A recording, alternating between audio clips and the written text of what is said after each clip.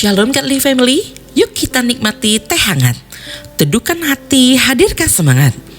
Firman Tuhan hari ini terambil dari 1 Tawarik 16 ayat 8. Bersyukurlah kepada Tuhan, panggilah namanya, perkenalkanlah perbuatannya di antara bangsa-bangsa.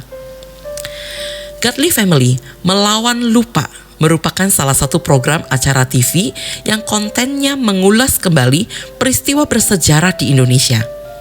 Menariknya, dalam deskripsi acara tersebut tertera, melawan lupa ditujukan bagi siapa saja yang menolak lupa atas segala hal yang pernah terjadi dalam sejarah Indonesia.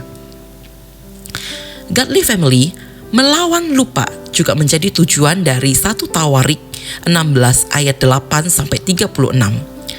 Kalau dilihat kembali, penulisan kitab Tawarik memang ditujukan pada orang-orang Yahudi yang sudah kembali dari pembuangan.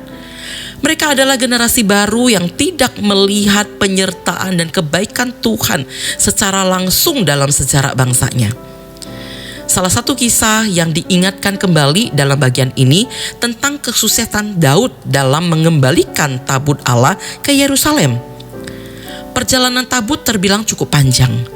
Mulai tabut yang direbut oleh Filistin, kejadian jatuhnya bahkan patahnya bagian tubuh patung dewa Dagon yang membuat orang Filistin ketakutan dan berusaha menjauhkan tabut perjanjian ke kota Asdod.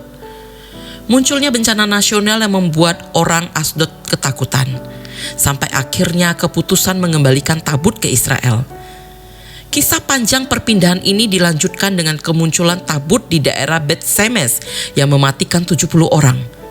Sampai akhirnya tabut diletakkan di Kiryat Yearim. Bertahun-tahun kemudian datanglah Daud dengan maksud mengambil tabut perjanjian tersebut.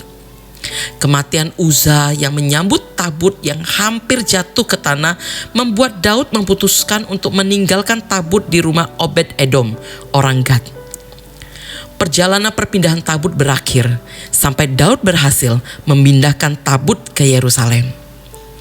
Godly Family, peristiwa itu mendatangkan sukacita bagi Daud dan seluruh bangsanya. Ungkapan sukacita dinyatakan dalam Mazmur ucapan syukur.